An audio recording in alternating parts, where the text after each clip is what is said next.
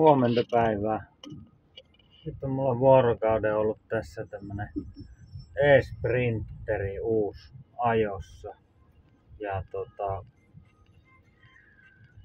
vähän kokemuksia tästä ja minkälaista on ollut. Tämähän on 18 vuosimalli. Ihan täysin sama sisältä ja ulkoakin, että ei ole paljon muuttunut kuin voimanlähde ja akusto. Taka-akseli tietenkin, takana on akselistossa moottori, mutta takavetosiahan ne on nämä pitkät ja korkeat muutenkin aina. Ajettavuus, niin se on suunnilleen samanlainen kuin dieselmallissa. Että samanlainen, aika kankea täällä kaupungissa. Matkaa hyvä ajaa, kun pitkä akselväli. Ainakin mulla on se e-transitti nyt ollut kohta vuoden verran ja nyt rinteriä kokeilemassa, mutta vähän tää on kankea siihen verrattuna ja monta muutakin, esimerkiksi tää audio, toi on niin vanhaa tekniikkaa, niin on vähän kankea. Ja esimerkiksi peruutuskameraan, kun pelaisi 8-bittistä, että tosi huono näkyvyys versus sitten Transitin peruutuskamera. Ja tää on se 204-heppainen tehokkain näitä rinttereitä. Ja isolla 113, kun oli akkukoko.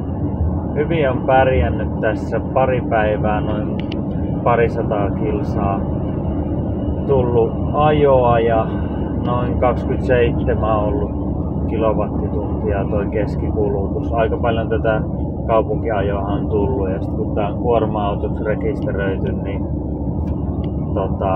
95 voi laittaa vakkarin nopeutta. Että ei sen enempää sitten kuleskele.